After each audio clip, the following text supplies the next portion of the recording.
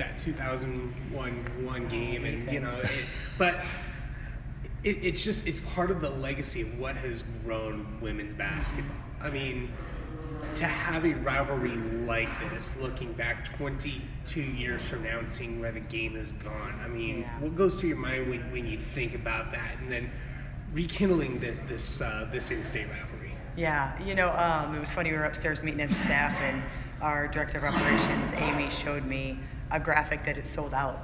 And to think that the game tomorrow is going to be sold out when we've come so far, not just women's basketball, but the state of Indiana. And, IU selling out, Notre Dame selling out, Purdue selling out, I think it just speaks to how well of a product and how well of players that we have in this state and the programs that we have in this state. How important is this series to Purdue people and Purdue players and Purdue coaches that it needs to get back on the schedule? Yeah, for sure. I think it needs to be a staple every year.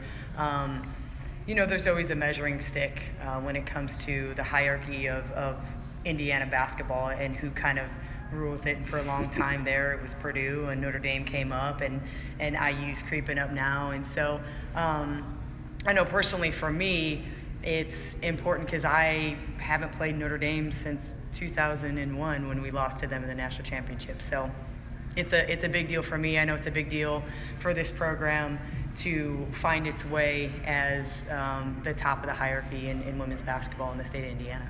Go ahead, Mike. So kind of what will be your emotions tomorrow walking in there?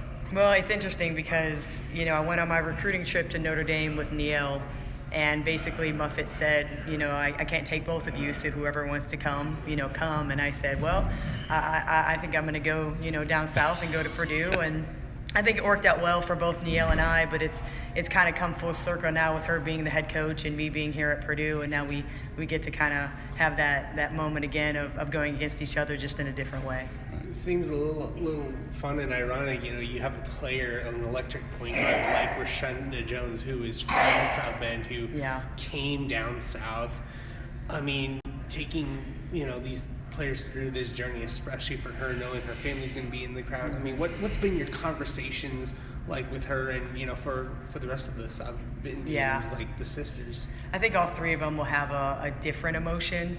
Amaya, redshirting and not getting to play, her emotion will be different than Mila's, and Mila's emotion will be different than Rashunda's emotion. I think if we can just take those emotions and put them in the right places, there's no fear. There's no anxiety. It should be adrenaline and fuel you to want to win a basketball game. And so the crowd and whoever's in the crowd shouldn't matter. It's about the people on the bench and the name on the front of your jersey. You've been through a lot of these finals weeks, play at the end situation. I think when you played, it really wasn't the most pretty performances down in Indianapolis. Yeah. But how did you think your team handled it? And did you feel like you got the things done that you needed to get done this week? Yeah, I think this week has been super productive for us. We needed the rest. We've got some older players that needed to rest. But we were able to really work on us, right? We were able to put in some new things. We were able to work on some of the things you don't get to work on when you're game prepping. And that was a big thing we wanted to do during this week. I thought we got better as a program this week for sure.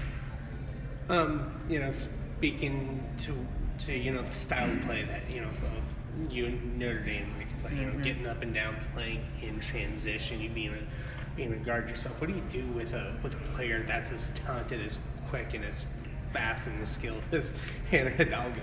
You got to look at somebody like Hidalgo, and you're watching film, and for as many plays as she makes, she also gives up a lot of things because she's so aggressive. I mean, I remember my senior year trying to become the all-time steals leader and trying to get a lot of steals. You also make a lot of mistakes. And so what we talked about was she's going to pick you. She's going to get her 6, steals this game. But then when she doesn't get the steal, we have to capitalize on it. So if she's being overly aggressive, we've got to do something to capitalize off of that. You handle scheduling, non-conference scheduling.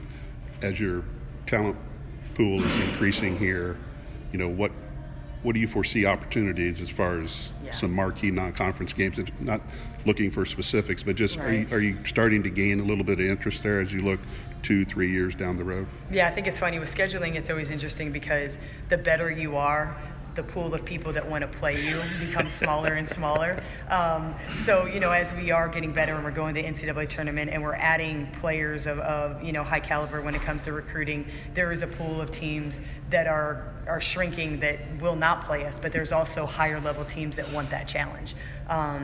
So our challenge is the balance, right? You want to play enough really good teams to challenge yourself non-con, but you also want to get some really quality wins. So, I think having Notre Dame on the schedule is one of those marquee games that you want to keep for a long time.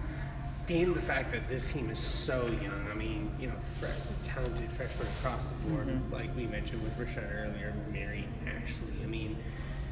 Kind of pulling them into this and making this part of the inner piece of the pie, I guess you could say. How enjoyable is that for you, walking them through this journey, and how do you feel they've responded, with all the different, games and traveling they've been thrown? Yeah. I think being a freshman is really hard, right? You don't know anything, but it's also kind of your superpower that you don't know anything. So you're such a sponge and you're absorbing things. And I think the one thing that, I personally told our freshmen was have no fear and be ready. Just be ready. Know the plays, have great energy, be a great teammate, and then have no fear. Play as if you were, back in high school and you weren't scared of being pulled out or you weren't scared of playing time. Just go play and have fun. And I think that's my message to our freshmen. Appreciate you.